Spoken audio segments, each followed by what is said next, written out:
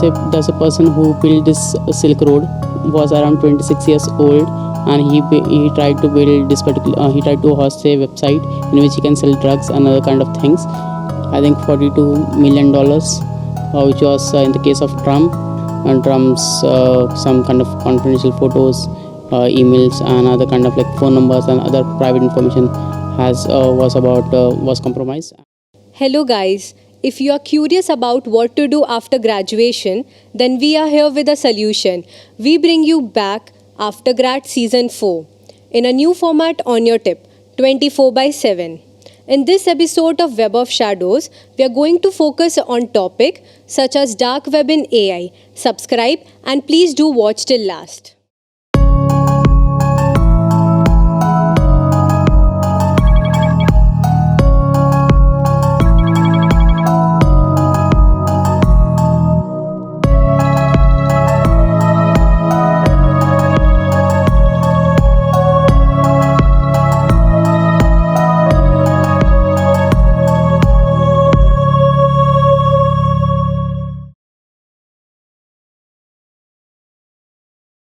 Hello everyone and welcome to Web of Shadows, a podcast that explores the internet's shadowy areas. I, Alisha Fatima, and today we will be exploring the enigmatic world of dark web. So ladies and gentlemen, join me in extending a warm welcome to our guest, Mr. Kirankumar. Hello sir, how are you? I'm fine. He is a highly accomplished security analyst with extensive expertise in various cybersecurity domains, including WAPT of Android and web applications. His exceptional skill and knowledge has earned him a well-deserved place on National Critical Information Infrastructure Protection Center's list of top 15 researchers in 2019. We are truly honored to have him today with us. Before we jump into this fascinating exploration, let us first cover some basics. So, sir, how did your interest develop in cybersecurity after pursuing a BSc in zoology? Back in 2017-18, we have very limited reach to internet, and we have the speed of the internet was around 2G and was very expensive. So we just have our mentors or guidance, who is the teachers, the primary mentors, and the people around us, or in the surroundings basically. So the most of the things that we actually knew was the streams or career options were doctor, engineer, and the BSc. So doctor and engineer seems to be very complicated and very common. Like most of people ideally did JEE and NEET, like even might be nowadays also. But then now we have access to the internet, which gives to lots of opportunities in different areas. Since I didn't have much option, so I just choose BSc. But I always had an option like I want to do something different. So I just googled out a basic thing and had some research and found that there's something called life science, which is a less known topic. And my favorite interest was into biology or zoology, we can say, basically biology. So I choose life science because it's a combination of zoology, botany, then microbiology, and various other streams of biology. It's a mixture of it. And then I just pursued. But later on, I just found that, my core interest is in different field, that is cybersecurity or hacking. There was an NSS camp into my college. I'm from Rio College. And there was an NSS camp in which there were lectures, like seminars being conducted. In that, we got to know that there is something called like the session called mobile hacking, and that came to my interest. And later on, there are lots of myths, like we need to know coding and various networking and lots of things. Whenever you just Google on like how to become a hacker, you will get lots of things like you need to know networking, coding, this, that, and everything. And that overwhelms my mind that it is very difficult to switch from zoology to actually cybersecurity. Like we need to do lots of things, and I know nothing. So how can a non-technical person switch into it? And the person who had conducted a seminar, and there are lots of other people who I coordinated with, they just guided me. And one of them was Nikhil Mahadeshwar sir, who guided me to switch into this particular domain. He helped me in the transition part of this particular domain. And then after graduation, I just did Certified Ethical Hacker, the certification. and then I got an internship, and so on and so forth. I just transformed into the complete to this particular domain. It was a quite interesting life you had. During your time working as a researcher in Bugcrowd, you have helped many business improve their security protocols. Also, you have saved many companies from getting hacked, like Hotstar, Paytm, OnePlus, and many more. So, sir, were there any difficulties you have faced, and how did you resolve them to guarantee their digital defense? Okay, so to be honest, there was not much I'm into Bugcrowd and HackerOne, but definitely I have been involved with multiple organizations to secure them. Some of them were on the Bugcrowd platform, but I'm not much into bug bounties. I'm more into pen testing into corporate and corporate world, and most of like some of the freelancing jobs and working with law enforcement and police and other kind of stuff. So when it comes to this kind of vulnerabilities, so the ICS has something called as non-disclosure agreement, because of which we cannot disclose the bugs that we have found into that particular domain. But what I could say is like there are some interesting bugs like remote code execution which I found. Then there is something called as like it may be host injection and SRF and various other kind of authentication flaws. Even there are some issues which leads to financial losses, by exploiting the API keys and stuff. This is something, the basic overview of how exactly the things are. Now coming to the second point that you mentioned, which is like difficulties. Like whenever you get into bug hunting or pen testing or other things, so there are difficulties like you mostly end up ending up with duplicates at the initial stage. You sometimes you get not approval and false positives and stuff. But with time you get to know, okay, this is the right pattern, this is how to approach towards bug, how to look at the bug. And the main thing that we should look for is the impact. So once you show the impact, there's a high chance of getting that bug accepted. So this is what I can say. That's it. Okay, sir. So, I have done some research on your work, and I must say, your achievements in the field of cybersecurity are very impressive. And I'm truly honored to have you with us today in this session. So, are there any license or certifications required for this? If yes, can you mention any few certifications? Okay, so as such, when it comes to licenses, I don't know any. As like we mostly say that it's a license or something, but some countries are planning for or might be having the licenses, as per some of the news articles that I have like read about. So someone, not at least in India, we don't have license as per my knowledge. But when it comes to certifications, yeah, there are lots of certifications. So depending on the stream that you're using, approaching for, so there are lots of vendors who are actually providing certifications. It might be EC Council, then we have Offensive Security, then we have SecOps Group, then we have like CompTIA and CI, Secure, and many, like there are many vendors. So depending on what kind of stream you are looking for. So I mostly divide this particular cybersecurity into major 3 domains, but apart from there are lots of other domains. So one is red teaming, or we can say attackers. Then we have something called defenders, and the third part is the forensics. So based on that, which career path you want to choose, you can choose the appropriate certifications. I can name just some few of them. For example, if you are looking to like pen testing kind of background and you want just to get started, the absolute basics, then you can start with CH, Certified Ethical Hacker by EC Council. But if you want to elevate the more, then you can go into like EC, like e-learn certifications like EJPT or EWPT or EMPT, based on like what kind of domain you want to choose. It's web, Android. If you're looking into like some most advanced one, or more into like network kind of stuff, then network pen testing, then you can go for OSCP or like the TCM security certifications, or we also have SecOps group. So and even ISIS SAMS. There are lots of vendors, lots of certifications. These are random ones which are selected. So totally depends. This is one journey of pen testing one. And so there are advancements. Same for SOC also. There are different certifications. For cloud also we have different certifications. Forensic we have CHFI and other incident response, autopsy and other things for forensic part. So there are wide range, but depending on the career path that you choose, you can choose. So you can choose either one vendor or multiple vendors based on the research that you do. Okay, so depending upon different types of domains, you are saying that there are varieties of Yeah. certifications. So to simplify this, so since you guys are mostly from the coding background, so I Yeah. can give an example from the coding perspective, which will give much more visibility on how what exactly I'm saying. So just assume, like, if I give a question like, what is your favorite coding language, or if I started coding, so which Yeah. will the coding that you will suggest, language that you suggest? Python, because Okay. it's quite simple one. Okay, so my answer to this would be like, what would my answer? Someone asked me that what is my favorite coding language, or which one should I suggest? So first question would be like, what do you want to develop? Is it a web application? It's an Android app, or Okay. it is a something a desktop application or something else?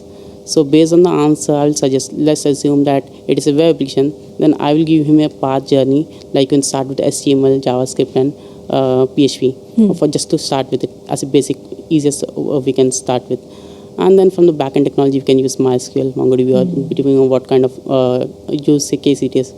Just assume someone wants to learn like Android application, or just build a web application or something, but on Java. He's Java specific. He loves Java. So what I can say is like he can start with Android. He can build applications in for Windows also in Java based on like core Java, native Java, or like what kind of technology he's using. If you want to switch into a single parallel journey into Android application specifically, but he is more into looking into like he just not just want to build Android, but he want a dynamic application. Then there is something called as React Native or Flutter, which is a hybrid solution for Android as well as iOS. So the journey keeps changing based on technology and what is the route that you want to build. Is it if it's Android web, or when it comes to PC or something, we have .NET frameworks and other things. So completely different. Similar, it's the case with cybersecurity. We cannot say that this is the one that you need to do based on what you want to apply. The branches changes. So Okay, if sir. I say something, that will be my perception. Like you said, Python, that is your perception. The Python is good, but based on the user's end goal, it will differ. Okay. How does dark web function? Can you describe how people can access it or use it? So before understanding the dark web, we need to understand the main three types of web, we can say, distribution. One is the surface web, one is a deep web, and third is a dark web. Apart from this, there are other kind of webs like Mariana web, but that is not the much more popular one. The more popular ones is which is actually considered as these three. So when you say about surface web is the one which we are actually using, like we are using on Google, YouTube, Wikipedia, and so on and so forth, which is fully accessible to everyone. Then there comes something called as deep web. Deep web is nothing but the things that we are using, but like using authentic pages, or that are not crawled over the internet or world wide web basically, are nothing but the deep web. So deep web's example might be like Gmail or any kind of authenticate pages, or post login, which whenever you log into a website, like, and after login you see the contents like databases, so on and so forth. So all this comes under a deep web. And the last one is a dark web, which is for which you need like specialized browsers, or we can say specialized tools to actually access it, like for example Tor. Apart from that, Tor, there are also other alternatives that you can use. So this has some different things, like it has .onion in the exchange, like in the domain name. Usually it will be ending with, it will be ending with .onions, like we see in the surface web like .com, .net, .co.in. In the dark web, we see something called .onion. Apart from this, to access it, like I mentioned, you can access it over the phone as well as the laptop, or any irrespective of any operating system. So this is the basics of what exactly dark web looks like. And there are things like there's a two faces of it. One is a dark face that we already like most of the people know, like it has lots of illegal activities, smuggling, guns, drugs, mafia, and so on and so forth. But apart from that, there's also good face that most of the researchers use it. Even there are like people use it for whistleblowers, like mass media whistleblowers, and some people use it for anonymity and other kind of things. And apart from that, the government, this also you and other kind of enforcement agencies use it to for sharing the confidential information across the two sides. This was very informative. Like, I really liked it. Since you have been working in this industry for such a long time, surely there must be some dark web stories that you must be knowing. Would you like to share some stories? Yeah, one of the well-known story is related to the silk market, or the silk we can say, in which there's a person who built this Silk Road, was around 26 years old, and he tried to build this particular he tried to host a website in which he can sell drugs and other kind of things, which is definitely illegal at all point of time. So to build this particular website, he just googled out some things, and he just come to know that okay, we can build an online website on Tor or we can dark web and sell such kind of stuff. Or he just started with like making it as a marketplace so that other peoples can trade other such kind of things. And his intention was like, I'm just creating a other platform like Amazon or something, which is just a trading. I'm not doing any illegal things. I'm just providing a platform to that other peoples can actually do such kind of things. And then he, based on just because he needed some technology stack, he just learned some of the coding, but he still needed some more help. So he went to a website of related to crypto and other things. And on that particular website, he just added that I'm starting a startup which is related to crypto or such kind of similar one. And we want to build a platform. So if anyone is having good amount of tech, can actually contribute to it. And he has given his personal email address, and that's a mistake that he has done, which was in turn like leading to his identity revealing in the at the later stage of this particular time. But then his we can say one of his college mate has helped him to build this particular technology, a website we say. And he also shared some of the details about his dark web activities with his girlfriend. And then he just told that since they were not into like against this particular activities, he has told that he has sold that particular website and he is no more into it. But later on he started with smuggling, gun smuggling and other things, and then tend to like it will become more difficult. So some of the times he had just removed it and restarted it and other kind of things. But it didn't stop till there. So now his greediness has been increased. Now he's thought like only few people know about this particular website. What if we publish more people comes to know? So he started a blog with some random we can say written blog how to access dark web. That is generic one, not like his particular. There are platforms where people actually buy such things like cocaine, morphine, and other kind of things. And so all of a sudden the views and number of things have increased like anything like around 1 lakh or more than 1 lakh to 10 lakh millions of views have been reached to a particular website, and the traffic actually boosted. So later with time this government agency, NSA, and other kind of agencies came to this website came to notice that, and they started tracking it down. Later on they came to know that it is like we already know that dark web is a place where it is very difficult to track. But he started promoting things in various other platforms and other things. And he also posted some things and queries over how to access this particular website or something, some queries over Stack Overflow, which is the most common website. But he used a different username. He changed the username and other things. But later on, by tracking down, they just found some of the servers, and there were some vulnerabilities into the website, and that vulnerabilities revealed some of the IP addresses of the server, and they took the server's data and tried to analyze some of the data and got some of the transactions, and tracing back down and back forcing down to it, they found that the username was changed from this username to this username. They tried to chase the older username, and that older username was the one which was revealing this personal email address. And this is how the dark or we can say the Silk Road, we can say the founder of the Silk Road was taken down and the Silk was captured. But apart from this, it's a very long story. This is a basic brief or summary of it. If you want to explore, you can definitely just search Silk Road. You can get more details on it. There are lots of many other things involved into it, like they chase him back on back and other things like where he's going, how they social engineer it. There's a fight that was created by the girl, or we can say who is actually chasing him. to distract it, and there were some conversations and other things. So it's a long story short, which I have briefed out, and then I made some glitches in it.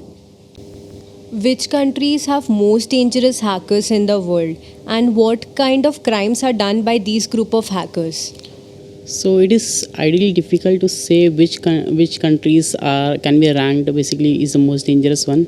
But when we just look into at a larger picture based on the news article that we hear or the media buzzwords, basically based on buzzwords, we can say that most of the state sponsor hackers or country sponsor hackers are from the, or again nation sponsor hackers are from countries like Russia, then we can say Korea and China probably. So this is the mostly that we hear in large scale.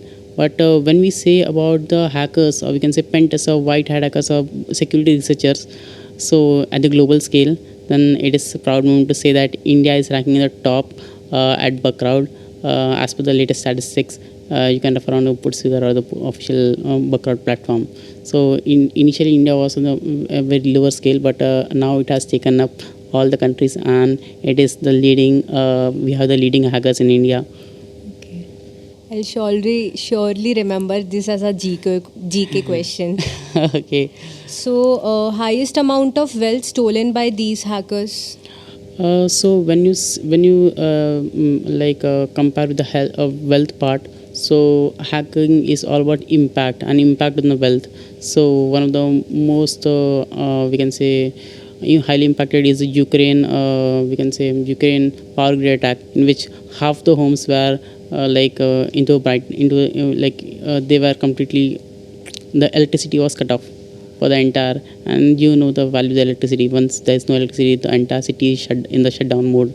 Nothing is functional. Most of them last for almost half day, and there was complete cut down in electricity due to the cyber attack. Then some other attacks are like WannaCry ransomware attack. A ransomware attack is an attack in which all your systems, all your data is encrypted, and they ask you some kind of amount in Bitcoin or any kind of currency. And once you pay them, they might unblock or might not unblock. That there is no guarantee. And again, there is financial loss and reputation loss and other kind of sensitive information which contains, which is a backbone of every industry, is getting ruined. So they have compromised around 150 countries and more than 2 lakh computers using with this particular attack.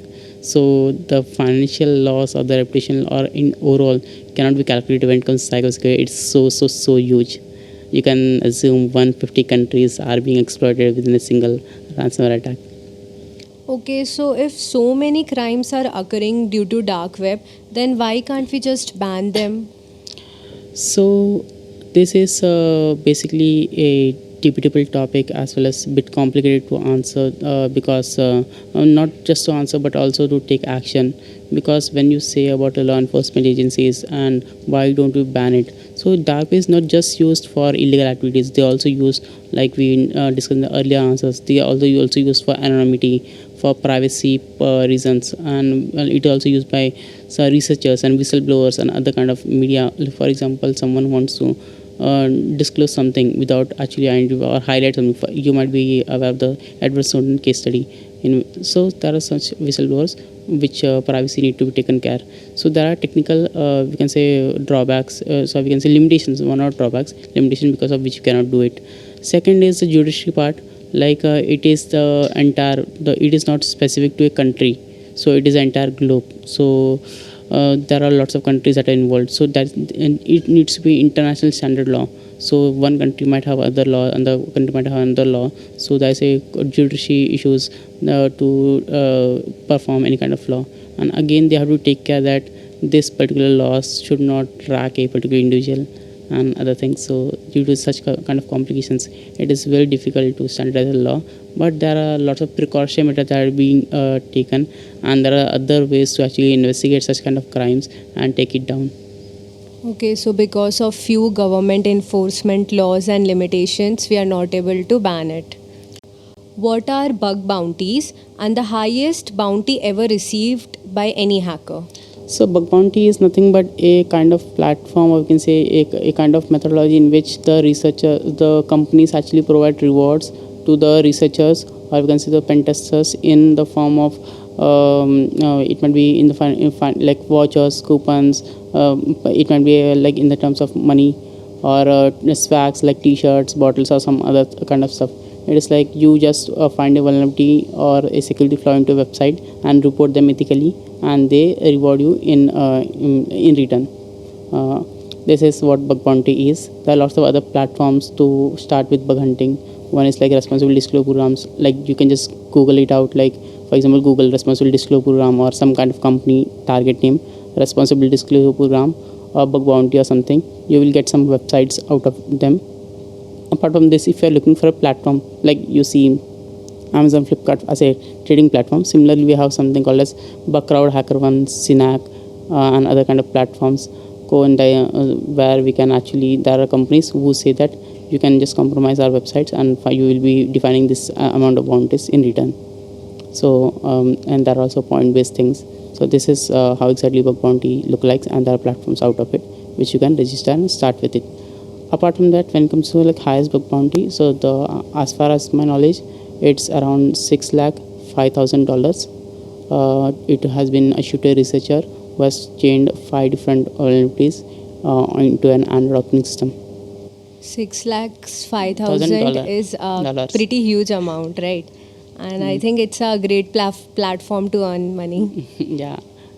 So when it comes to this Bugcrowd and HackerOne, so there are lots of companies which come, and there are public programs or private programs. You get invitations. And what are the dangerous hacking groups, and what is the highest amount of ransom they have asked for? So as per Wikipedia, top 3 hacking groups are Anonymous group, which was formed in 2003 probably, and then second is the Bangladesh Black Hat Hackers, which is founded in around 2012 or 13, and then we have Cozy Hackers, which was established by Russian, we can say Russian intelligence, or Russian hackers basically.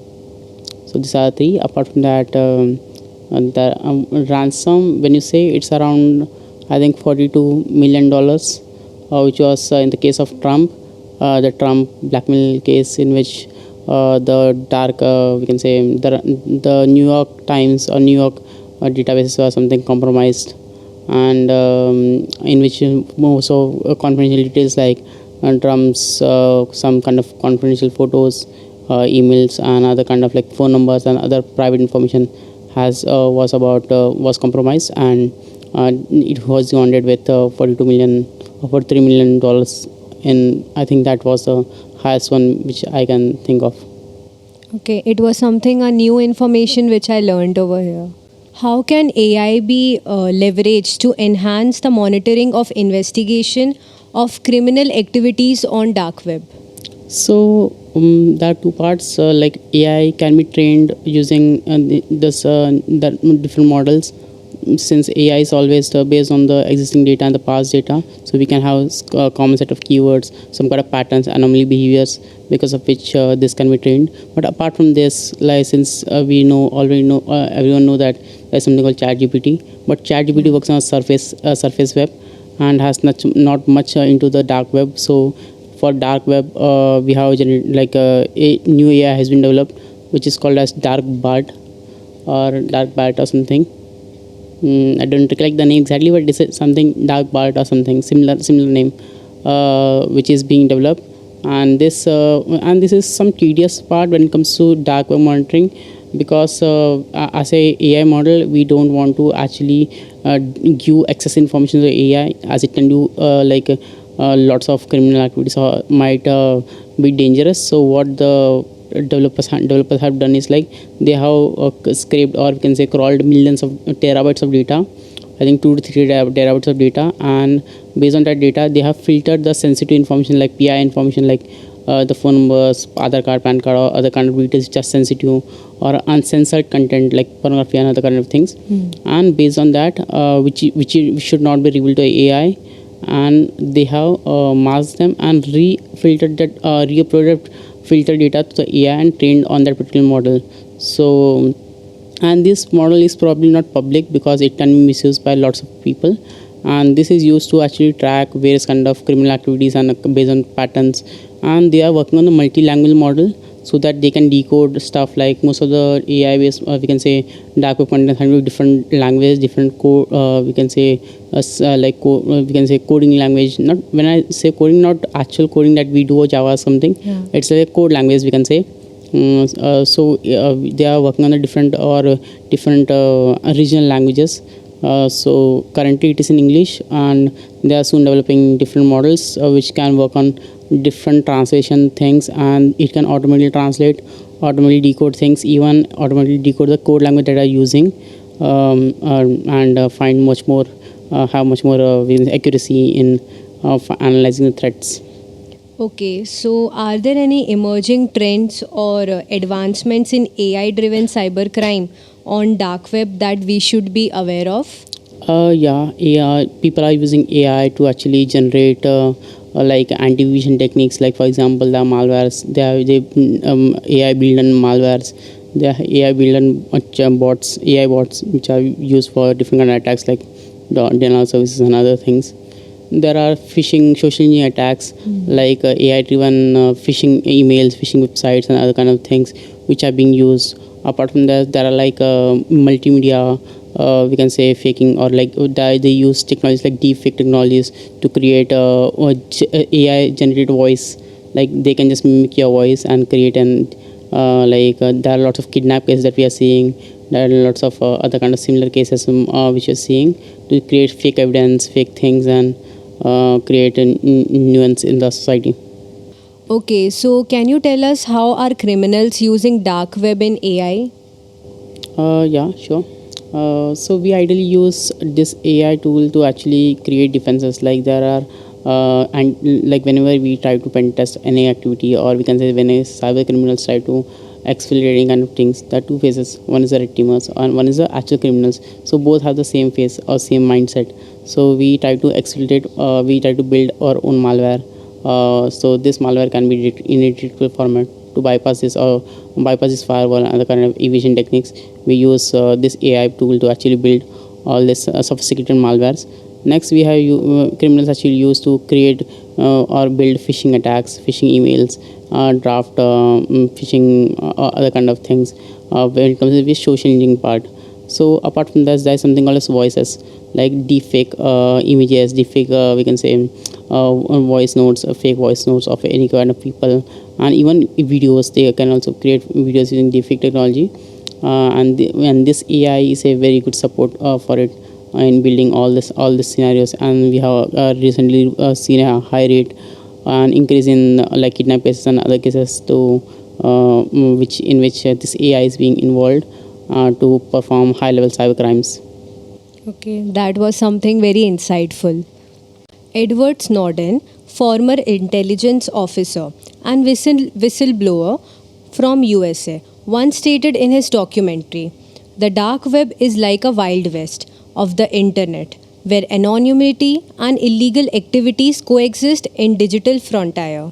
How would you describe that? The anonymity in this particular statement states that the dark web has lots of functions, which states like a person identity. A person can state or perform any kind of action without revealing his true identity. So most of the activities in the dark web are anonymous to a greater extent, and it is difficult to track that particular person. But apart from this, but on the same hand, there are there is other phase in the dark web. There are lots of whistleblowers, then media. There are lots of media people and the people who are looking for privacy and security, and because of which they are using the dark web. So the main statement probably he is trying to say is like the dark web is very complicated to understand, because it has a two phases. One is a negative phase, has a positive phase, and it is misunderstood by the world that it is only used for the darker sides of the internet, and the whiter side, the brighter side is being masked under the dark side of the world or the internet. If a student is just graduating, then how can he enter into cybersecurity field? Okay, as you rightly mentioned, the student is just graduating, so I'm just assuming that student's already into this like first year, second year, and is doing his job. So during this particular tenure, I would like that particular student to invest in learning different kind of technologies and different kind of career options that he is looking for. Suppose, since it is a cybersecurity podcast and related to dark web, so I'm assuming that he is interested in cybersecurity on the first phase, but he is not sure on which domain he should look for. Is he interested into red teaming, web, Android, or blue teaming, or SOC, or other kind of domains in cybersecurity? So my perception is to always try the particular thing. Like there are lots of resources available on internet in today's world, and it is freely and easily accessible.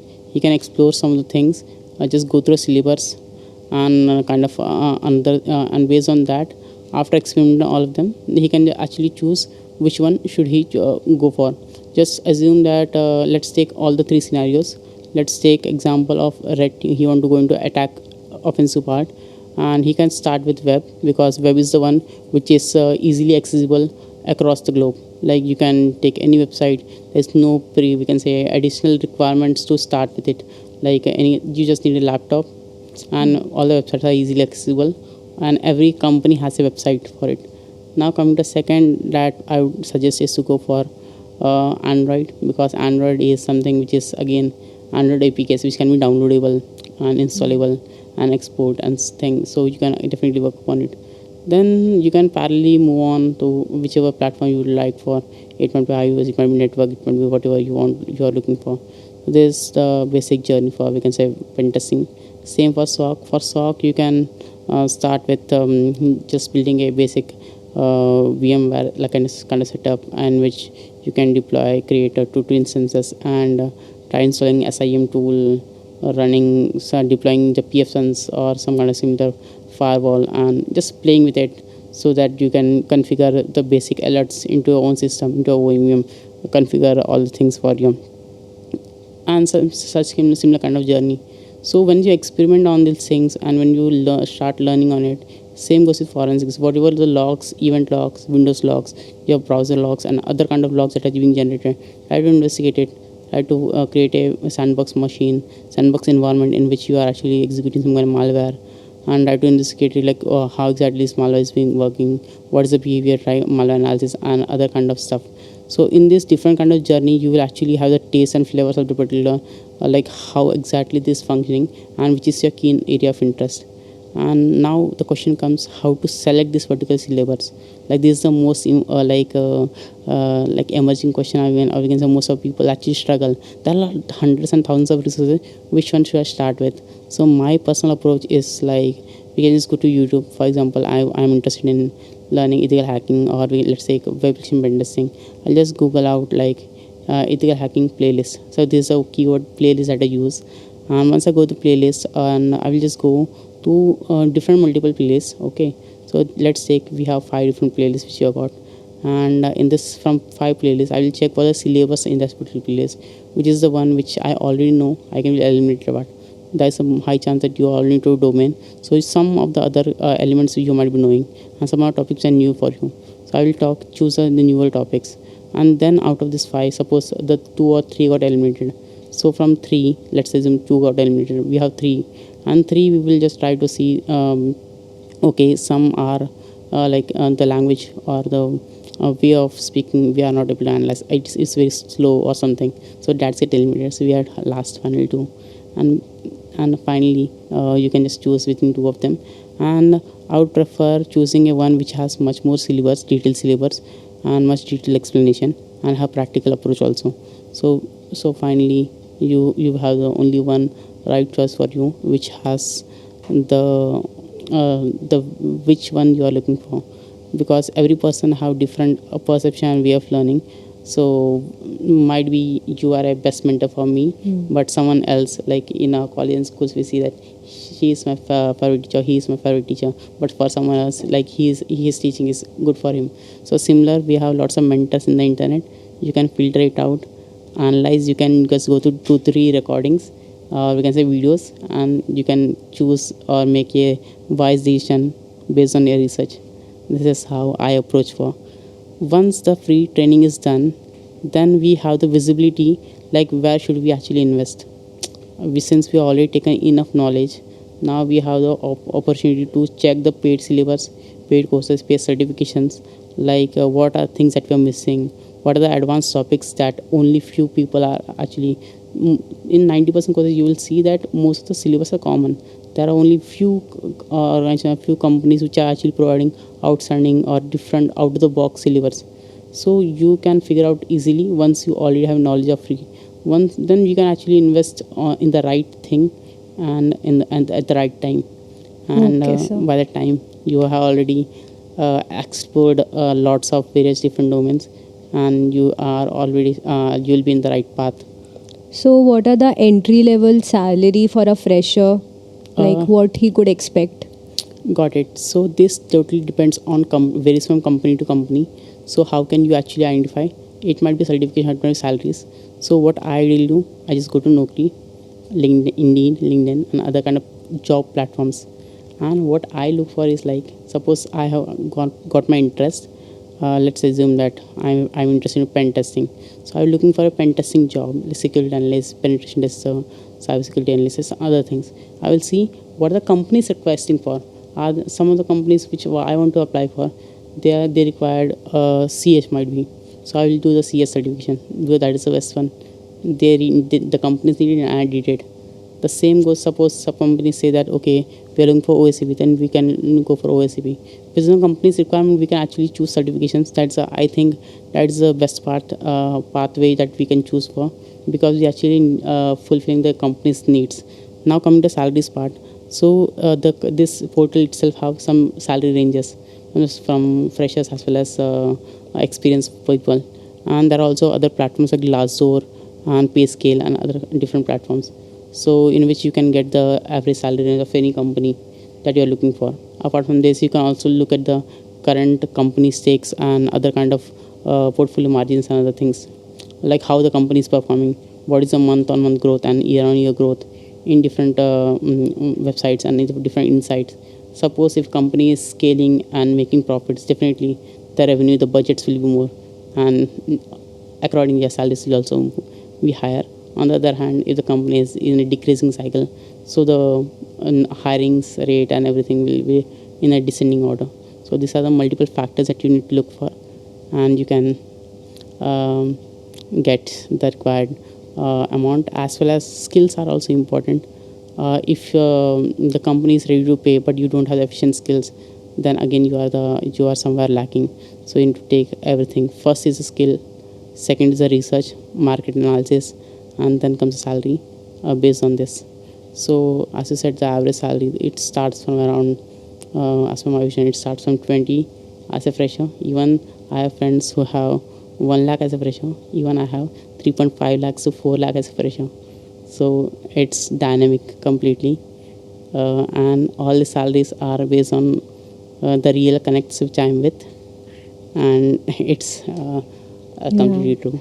Actually, few days back, even I was going through the playlist of cybersecurity and I found it very interesting, but I did not completed it. Yeah. But yeah, I also viewed that salary thing. It ranges.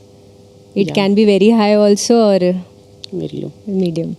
It completely depends on the skills and how you are fulfilling the demands of the company. So basically, there are many freshers who face various challenges while applying for a job. So how can they tackle it? Okay, so this question is the most usual question which most of people ask. Like, we are freshers and how can we apply for a job? Most of the jobs are only for the experienced people. So the answer to the question is like, every experienced person was once a fresher. So everyone has gone through this journey. So how can you outstand in between other freshers? That what I can answer is like, when as a fresher you can apply for internship programs. You can apply. You can join CTF challenges. There are lots of platforms like ctftime.org, in which you get lots of CTF challenges and hacking challenges that you can solve and make your rank upper on the upper edge. Then you can participate in bug bounty programs. Bug bounty programs are again the similar kind of experience that you are getting in the industrial experience, that which marks you. We get Hall of Fames, then we get recognitions and other kind of certifications that we get. Apart from this, there is something called as apart from the certifications, like you did your personal projects on GitHub repository, you can make your personal projects and upload it on GitHub, and might be that is used by multiple people. You can do content writing and other things. There are platforms like Hack the Box, Try Hack Me, and Pontildon, and various other websites in which you can increase your ranking. So whenever you create a profile or you create a resume, so just take an as an example that one person has just graduated and he's having a resume that education background, other biodaters, and that's it, and the resume has been completed. On the other hand, you have a resume in which says that you are on top 500 on HackerOne, or we have like one top 1% try hack me, and then you have you have solved 15 to 20 CTF challenges and being placed into top 3 or top 5. And this top 3 top 5 doesn't matter, it might be top 5000, but you are some, you have at least participated into it, you have some of the rank, you have some of the numbers, you have some of the experience that you are showcasing, you have the skills that you are actually displaying. Apart from this, lots of free certifications in the globe, which or even the paid certifications which are being provided. Even there are like Google Cloud challenges and other challenges, Microsoft challenges that we can solve. This all actually adds up to your experience. When you actually design your resume in such a manner that you are into so many hacking activities, you are so many pen test activities, blue teaming activities, and other activities, this actually makes your resume outstanding apart from the other fresher resumes. And also it looks soothing, and you even your technical skills and the interview skills and other skills will get automatically enhanced. And whenever you approach a company, most of the freshers do a basic mistake that they just apply to random companies and then just go for an interview blindly, or just, so you should always do background research on the company. What is a company, what are the services that company is providing, and what is the company is looking for.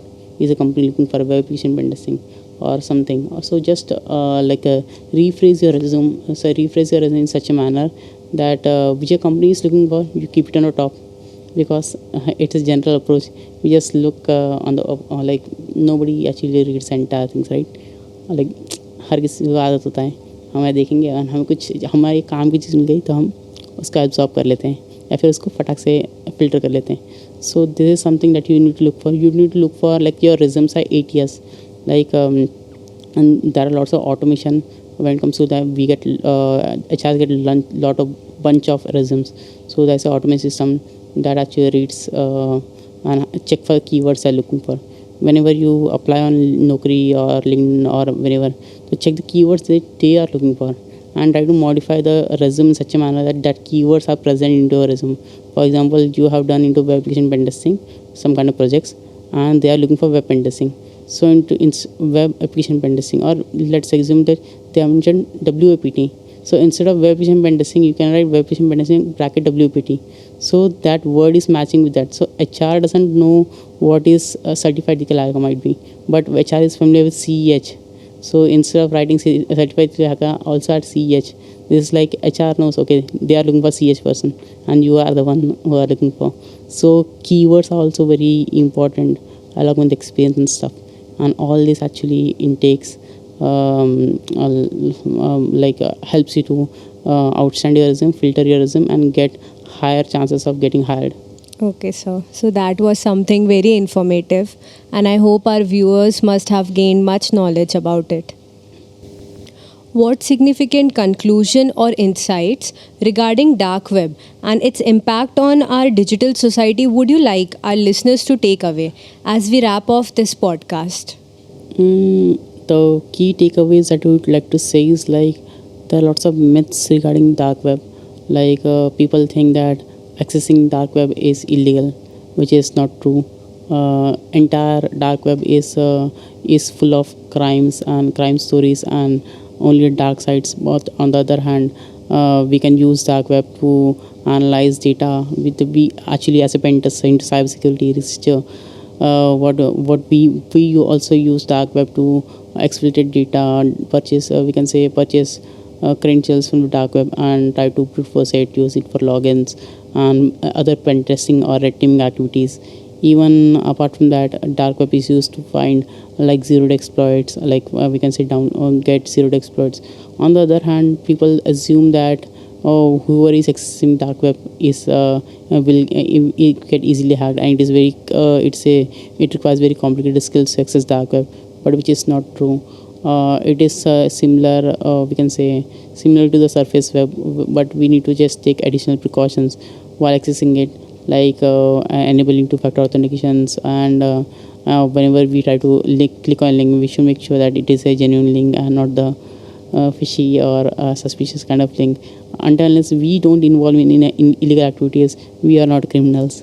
So there are other, like we have seen the entire podcast, there are the bright side as well as the dark side of the dark web, but so we should also make use of the good side and the bright side, and not just focus on the dark side of the internet. Even I believed in these myths, but thanks to you, you cleared it all. It was a very great session with you, sir. I'm great that you have given your precious time to come here. Thank you. Thank you, college, and all the volunteers who had made this podcast so successful.